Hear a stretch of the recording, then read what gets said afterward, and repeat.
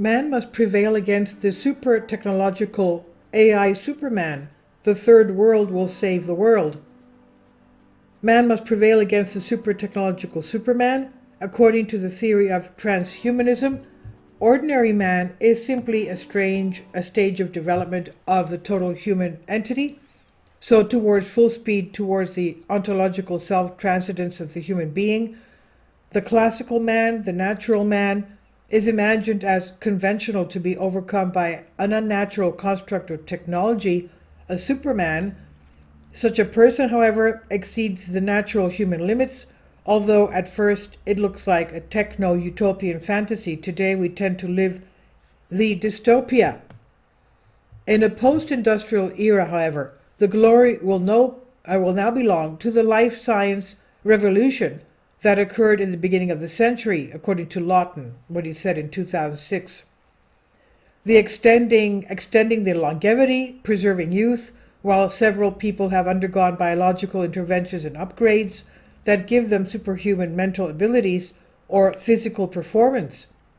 The developments in devices that interface with the brain, enhancing its functions with supernatural powers, Sandel wrote in 2011, and for the complete understanding of the human genome, Lewontin 2000-2002, are also rapid.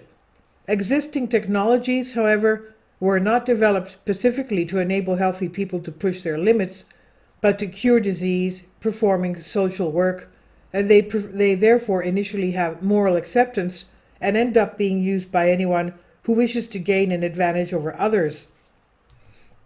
Proponents or transhumanists such as the bioethicist James Hughes, 2014, envisioned the creation of a collective intelligence, quote unquote, the hive mind, that combines the intelligence of the human species into a technological brain. In general, the philosophical current associated with the terms posthumanism or metahumanism or transhumanism supports the evolution of man through the influence of genetics, technology, and implants. According to the theory of transhumanism, the ordinary human is simply a stage of development of the total human entity. Opponents of these technologies liken such an eventuality to Aldous Huxley's Brave New World, written in 1931, a future where the inhabitants, through technological upgrades, live flat and empty lives in absolute uniformity. Bioethicist George Annis points out that the dangers of genetic modification are even greater, so it would be better to put an end to the whole process now, proposing a global agreement that would make genetic modification a crime against humanity. The genetic future of the human species and human enhancement may promise freedom, but it may cause unprecedented difficulties. The main question, however, is where does man want to go? Is it that, wanting to conquer all, he's finally condemned to a slavery of desires like a bottomless jar? The debate about the potential of future technologies is ongoing. Transhumanists, however, remove the larger context, culture, experience, and bodies from their vision. But without a wider context, culture, experience, and bodies, what is left of human consciousness? The vision of the Superman and the transhuman future, designs, achievements, and utopias. Now, written by Kongali in 2014. Biotech Without Limits goes ahead to promise 100% lab kids in 5 years. Japanese researchers created embryos in an artificial womb with genetic material from people of the same sex.